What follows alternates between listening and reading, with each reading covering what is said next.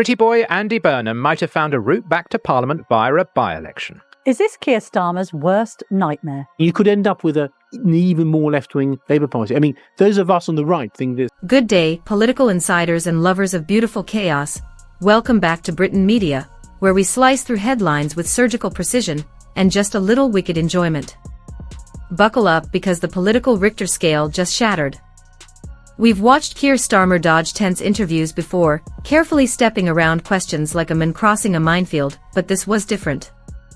The BBC thought they were airing a harmless celebrity segment, a soft focus moment destined to fade quietly into the news cycle.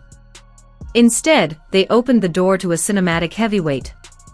Tom Hardy, the force behind Bane, Cray, and Mad Max, stepped forward without a script, without filters, and delivered a masterclass in blunt honesty. What followed was 15 minutes of raw, unscripted intensity that sent shockwaves straight through Downing Street. Advisors were scrambling, damage control alarms were ringing, and the online world erupted. Clips are disappearing, insiders are uneasy, and the establishment looks rattled. If you're enjoying this breakdown, take a second to subscribe. Most viewers haven't yet, and it genuinely helps us keep going. Now, let's dive back in.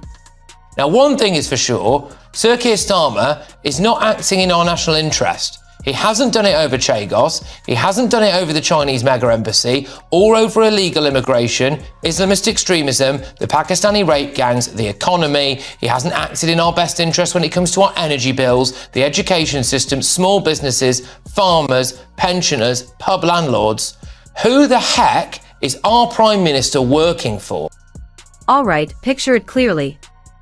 This was meant to be another calm, carefully managed BBC evening segment, soft lights, friendly laughs, a few easy questions about Hardy's latest film, and maybe a neatly packaged nod to the challenges facing the country. Labour's media team had it choreographed down to the second, polished and predictable. But they made one fatal miscalculation. They assumed a global film star would stick to the script, smile for the cameras, and keep politics at arm's length. What they forgot is that beneath the premieres and awards is a man from Hammersmith who hasn't lost touch with real life. The second Hardy stepped onto that set, the mood shifted, from polite chat to something far more intense. Starmer reached out with that familiar, camera-ready handshake, the rehearsed, "I'm just like you" gesture. Hardy looked at it like it didn't belong in the room. 3 long seconds of silence. The presenter forced a laugh. It landed flat. Then Hardy leaned forward. What followed wasn't mere awkwardness, it was a steady, calculated unraveling of the Prime Minister's carefully crafted everyman image. And Hardy didn't raise his voice, didn't perform, didn't growl like a movie villain. He spoke calmly, directly, and with the kind of controlled precision that makes every word hit harder than a shout ever could. It wasn't loud. It wasn't theatrical. It was calm, measured, and devastating. Hardy locked eyes with Starmer and asked, "How do you sleep at night?" The air drained from the studio, you could have heard a pin drop. Starmer, ever the polished barrister, reached for the familiar escape routes, measured tone, careful phrasing, the classic, "Let me be clear, and we inherited a crisis." But Hardy wasn't there to spar over talking points. He came prepared. No vague figures, no abstract percentages, he named real people. A 73-year-old pensioner in Manchester forced to choose between heating and heart medication. A Birmingham business owner who had to let loyal staff go after 15 years under mounting tax pressure. Each story landed with blunt force, cracking through the rehearsed narrative. Starmer attempted the standard response, tough choices, long-term strategy, stability over time, the political version of telling someone struggling today to wait for relief years from now.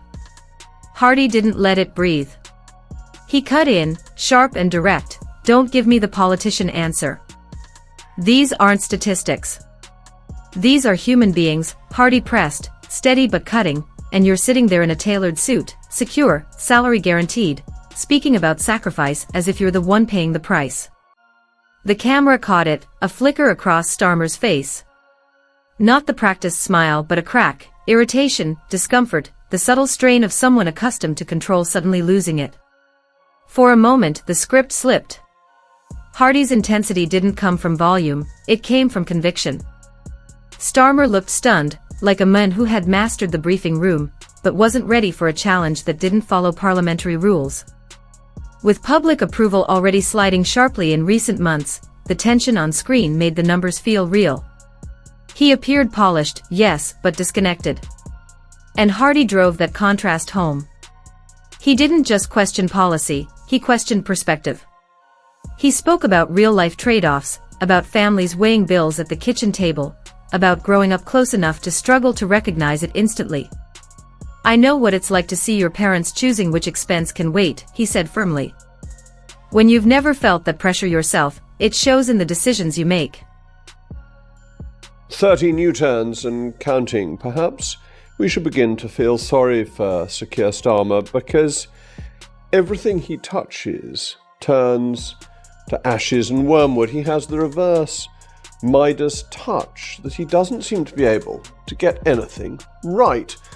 Take the recent events with Donald Trump. This wasn't academic debate, it felt raw, personal, combustible. Hardy drew a sharp contrast. While the Prime Minister was abroad courting major business leaders, ordinary families back home were wrestling with relentless living costs. He referenced the approval of a new Chinese embassy site near the Tower of London as, in his view, another example of decision-makers appearing more comfortable with global negotiations than neighborhood concerns. Starmer tried to reframe it: complex trade-offs, diplomatic balance, long-term strategy, but against Hardy's blunt conviction, it sounded distant, almost clinical. The tension in the studio thickened. Sensing the heat, the host scrambled to redirect the conversation toward Hardy's upcoming films, clearly hoping to return to safer ground. Hardy didn't bite. He fixed the presenter with a look that froze the pivot in its tracks. "You think that's what matters right now?" he asked evenly. "People are struggling, and we're talking about premieres." That right there is the disconnect. It became a live unraveling of the celebrity interview script: no film promotion, no safe banter, just a collision between power and frustration. Hardy made it clear he wasn't there to plug a premiere. He was there to voice what many feel, but rarely see reflected on a polished set. He turned from the desk and spoke straight down the lens, bypassing both the Prime Minister and the presenter, addressing viewers at home. "If you're struggling," he said, "you're not imagining it. The system feels distant because it was built that way, protective at the top, punishing at the bottom, and it survives on public exhaustion." Starmer attempted to reassert control, labeling the outburst as populist rhetoric. It backfired instantly. Dismissing emotional testimony as mere performance only sharpened the perception of detachment. In that exchange, the divide wasn't subtle, it was stark. No clever phrasing or policy brief could smooth over what had just played out on screen. A widening gap between institutional language and lived experience, laid bare in real time. Hardy tapped into a simmering belief that Westminster can feel like a closed circle, run by people who've never had to glance at their bank balance before buying the basics. He mocked the legislative ping-pong between the Commons and the Lords, where bills bounce back and forth while families wait for relief. He raised inheritance tax changes affecting farmers, arguing it's not just about acreage on a map, but the stability of the nation's food supply. Starmer countered with talk of repairing a black hole in the public finances. Hardy didn't flinch. "The only black hole I see," he shot back, "is where your empathy should be." The tension was electric. Producers were visibly uneasy, caught between letting history unfold and stepping in. If they cut away, it would look like censorship. If they let it run, they were airing a reputational freefall in real time. In a final attempt to regain ground, Starmer questioned Hardy's standing, suggesting actors stick to entertainment and leave serious decisions to the professionals. Hardy didn't hesitate. "If being a professional means letting this many people down and calling it progress," he said evenly, "I'll stick with common sense." The aftermath was immediate and intense, exposing how institutions react when a conversation slips beyond control. Social media lit up within minutes of the broadcast ending, clips shared, debated, dissected.